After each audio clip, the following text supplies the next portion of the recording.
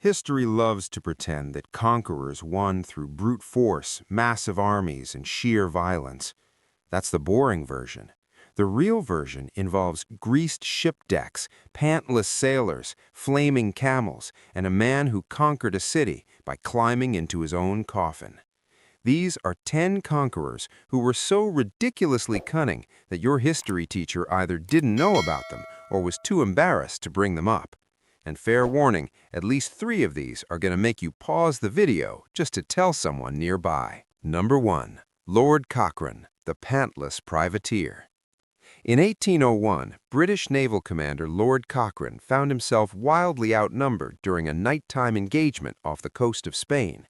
He was commanding the HMS Speedy, a tiny brig that was essentially a floating bathtub compared to the Spanish frigate El Gamo. The Spanish ship had over 300 men and 32 heavy guns.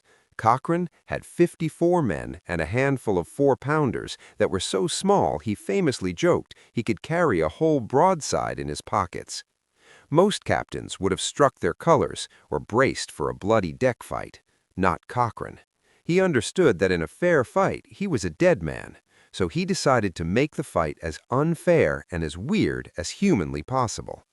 As the Spanish sailors prepared to board, Cochrane ordered his crew to perform a task that must have seemed like a prank.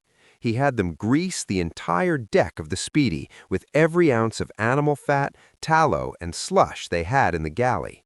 He turned his ship into a floating ice rink.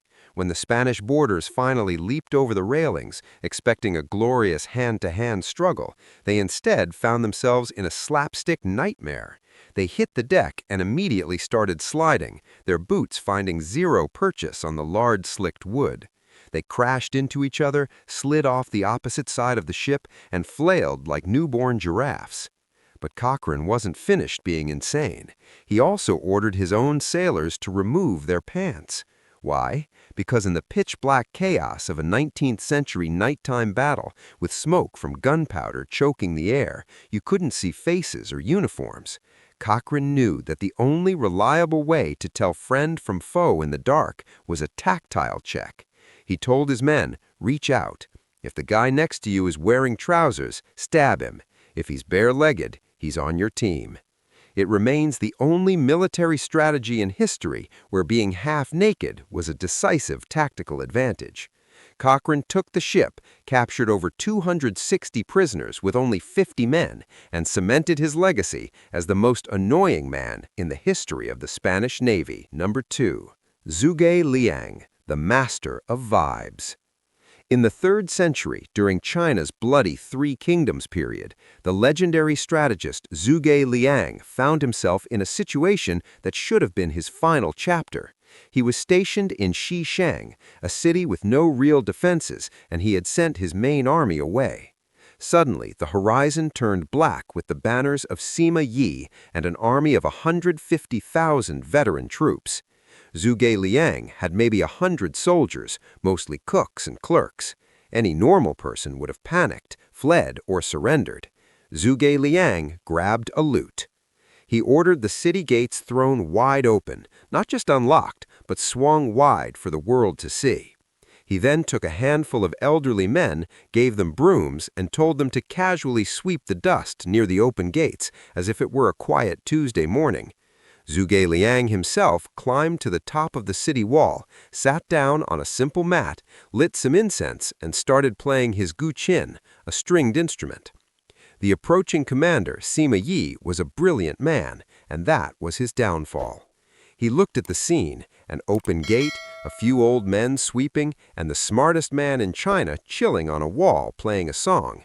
Sima Yi thought, Zhuge Liang is the most cautious man I know. He would never do something this stupid unless there was a massive ambush waiting inside those gates. Sima Yi convinced himself that the empty city was actually packed with hidden elite troops. He turned his entire 150,000-man army around and retreated at full speed. Zhuge Liang won a war against a literal tide of soldiers, armed with nothing but a stringed instrument and the audacity of a man who understood that sometimes the scariest thing you can do is act like you have absolutely nothing to worry about. Number 3. Julius Caesar, The vocabulary lesson. In 47 BC, Julius Caesar faced a crisis that threatened to end his reign before it truly began. His most elite troops, the legendary 10th Legion, the men who had followed him through the mud of Gaul and the blood of the Civil War, decided they were done. They were tired. They wanted their land, and they wanted the massive bonuses Caesar had promised. They staged a massive mutiny in Rome, and these were not men you wanted to argue with. They were professional killers. Previous generals had tried everything to stop mutinies. They bribed them, which made the soldiers greedy, or they executed the leaders, which made the soldiers vengeful. Caesar did neither. He walked out into the middle of the shouting, angry mob of thousands of armed men. He didn't bring a guard, he didn't bring a sword. He stood on a platform, waited for the shouting to die down, and looked them dead in the eye. Then he said one word, curates. In Latin, this means citizens, not soldiers, not comrades, not legionnaires. By calling them citizens, Caesar was effectively firing them on the spot. He was telling them, "Fine, you're not my army anymore. You're just regular guys. Go home." The implication was devastating. As citizens, they would receive no share of the plunder from the upcoming African campaign, no glory in the triumph, and their decades of service were wiped clean. They were being dismissed as nobodies. The effect was instantaneous and psychological. These battle-scarred, sword-wielding veterans broke down and wept. They didn't want money anymore. They wanted their identity back. They literally begged Caesar to take them back, to call them soldiers again, and offered up the ringleaders for execution themselves. Caesar crushed a rebellion of the toughest men on earth using nothing but a vocabulary lesson and the most devastating insult in Roman military culture. Number 4. Alexander the Great, the Giants' Camp. Around 325 BC, Alexander the Great finally realized that even he couldn't conquer the entire world in one go. His army was at the edge of the Hyphasis River in India, and they were done. They were battered, homesick, and terrified of the massive kingdoms that lay further east. As Alexander began his long retreat back toward Persia, he had a problem. The local Indian tribes knew he was retreating, and a retreating army looks like prey. Alexander knew that if his enemies thought he was weakened, they would harass his rear guard all the way to the border. So he decided to leave behind a psychological keep out sign. He ordered his blacksmiths to forge oversized equipment. We're talking massive bronze breastplates meant for men 7 feet tall, helmets designed for heads twice the normal size, and swords so heavy that an ordinary soldier could barely lift them with 2 hands. He didn't stop there. He had his engineers build enormous horse mangers and stalls designed for animals the size of elephants. He scattered all of this evidence across his abandoned campsite. When the local scouts cautiously crept into the deserted camp a few days later, they didn't see a retreating, tired army. They saw evidence of a terrifying race of giants. They found beds that were 8 feet long and armor that no human they knew could wear. They were convinced that Alexander wasn't retreating because he was tired. He was leaving because he was bored of being a god. Nobody pursued him. Alexander basically invented the world's first fake monster movie set, and his audience completely bought it.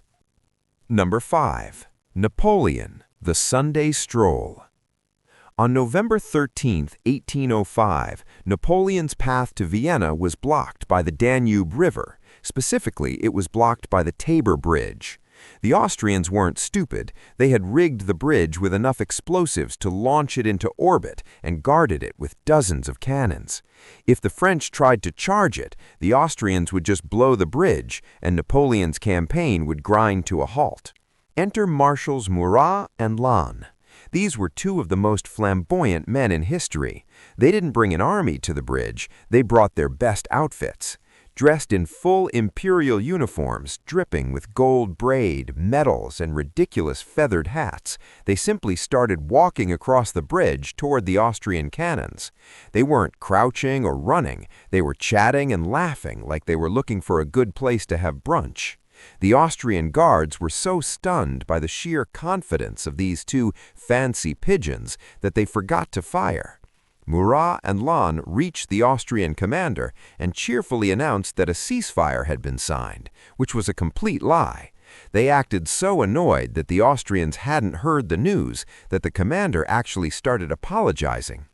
When a suspicious Austrian sergeant tried to light the fuses, Lannes personally scolded him, calling him unprofessional for trying to break a peace treaty. While the Austrians were busy feeling embarrassed and confused, French grenadiers were quietly sprinting across the bridge behind the marshals. By the time the Austrians realized they'd been had, the bridge was captured without a single French casualty. It was pure weapons-grade audacity. Number 6. Timur, the Flaming Stampede. In 1398, Timur, also known as Tamerlane, marched on the Delhi Sultanate. He was one of the most feared conquerors in history, but he ran into a tank problem. The Sultan of Delhi had 120 war elephants. These weren't just big animals, they were armored, their tusks were tipped with poison, and they were trained to trample anything in their path. Timur's cavalry, the backbone of his army, were terrified. Horses will not charge an elephant. They see a 5-ton wall of meat and tusks, and they choose life. Timur didn't have elephants, but he did have a lot of camels. He ordered his men to load the camels with as much dry straw, hay, and oil as they could carry. As the elephants began their slow, terrifying charge, Timur gave the order to set the camels on fire. He then jabbed them with spears to send them stampeding directly toward the elephant line. Imagine the scene. Hundreds of screaming, shrieking, literal balls of fire charging headlong at the elephants. Elephants are highly intelligent, but they are also highly prone to noping out of a situation involving flaming livestock. The war elephants completely lost their minds. They didn't see an enemy, they saw a nightmare. They turned around and stampeded directly back through their own lines, crushing the Sultan's elite infantry and scattering the defenders. Timur walked into Delhi basically unopposed. He defeated the most advanced war machines of his era by inventing the world's first fake monster movie set, and his audience completely bought it. Number 7. Cyrus the Great River Heist. In 539 BC, Cyrus the Great stood before the walls of Babylon. This was the crown jewel of the ancient world. The walls were so thick that 2 chariots could pass each other on top, and the Euphrates River flowed directly under the walls and through the city. This meant the Babylonians had a permanent water source and could withstand a siege for decades, while they sat inside and laughed at you. Cyrus realized that if he couldn't go over the walls and he couldn't go through them, he had to go under them. He looked at the Euphrates and decided it was in his way. He secretly moved his army upstream and ordered his engineers to dig massive diversion canals. He didn't want to dry up the river, he just wanted to lower the volume. He waited for the night of a major Babylonian festival. While the city was distracted by wine, music, and the belief that they were untouchable, Cyrus opened the canals.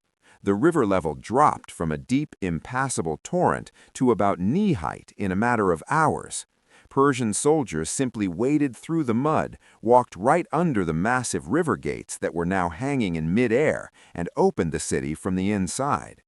The greatest city in history fell because one man decided a river was just an inconvenience that needed rescheduling. Number 8. Mehmed II, the land ships. In 1453, Sultan Mehmed II was trying to do what no one had done in 1,000 years, conquer Constantinople. But he had a major geographic problem. The city's soft underbelly was the Golden Horn, a harbor protected by a massive iron chain stretched across the water. His fleet couldn't get in, and without the fleet, he couldn't breach the walls. The Byzantines felt safe behind their chain. They literally sat on the walls and taunted the Ottoman sailors. Mehmed decided that if his ships couldn't go through the water, they would go over the land. He ordered his men to build a road of greased wooden logs that stretched for several miles over a steep, rugged hill. In a single night, using thousands of men and oxen, he dragged 70 warships out of the water, up a mountain, and slid them back into the harbor on the other side of the chain. The next morning, the defenders of Constantinople woke up to see an entire enemy fleet sitting in their safe harbor. The psychological blow was even worse than the military one. They realized they weren't fighting a man, they were fighting someone who considered the laws of physics to be suggestions. Number 9. Genghis Khan, the incendiary pets. Genghis Khan was a master of unconventional warfare, but his capture of the fortified city of Volokhai is one for the history books. After weeks of failing to break the walls, Genghis offered the city a bizarre deal. He would lift the siege if they gave him a tribute of 1,000 cats and 10,000 birds. The defenders were confused, but they were also starving. They thought Genghis was either crazy or wanted a lot of pets. They gathered every stray cat and pigeon in the city and handed them over. The Mongols took the animals and tied small pieces of oil-soaked cotton to their tails and feet. At a signal, they lit the cotton on fire and released the animals. Every terrified cat and bird did exactly what an animal does when its tail is on fire. It runs home to find safety. Thousands of flaming animals bolted back through the gates, flying into thatched roofs, diving into hay barns, and nesting in wooden eaves. The entire city erupted in flames from the inside out, in 10,000 different places at once. The defenders couldn't fight the Mongol army and a city-wide fire at the same time. Genghis conquered the city by turning its own pets into guided incendiary missiles. Number 10. Alexander the Great, the bridge to nowhere. In 332 BC, Alexander faced his most stubborn opponent, the city of Tyre. Tyre was an island fortress half a mile off the coast. They had massive walls and the best navy in the Mediterranean. They told Alexander that unless he could walk on water, he was never getting in. Alexander decided to build a road. He spent 7 months having his army dump millions of tons of rocks, dirt, and trees into the ocean to build a mole or a causeway from the mainland to the island. The Tyrians fought back with everything, fire ships, divers, and catapults, but Alexander just kept dumping rocks. Eventually, the road reached the walls and the city was sacked. But the real conquest happened centuries later. Alexander dumped so much rubble into the sea that it changed the currents of the Mediterranean. Silt began to build up against his road. Today, Tyre is no longer an island, it is a peninsula, physically attached to the mainland by the sediment that gathered on Alexander's bridge. He didn't just conquer a city, he literally rewrote the geography of the earth just to settle a grudge. History isn't just a list of heroes, it's a collection of people who were very good at one thing while being very bad at others. These legends weren't saints, they were humans with egos, flaws, and dark sides that the history books usually try to edit out.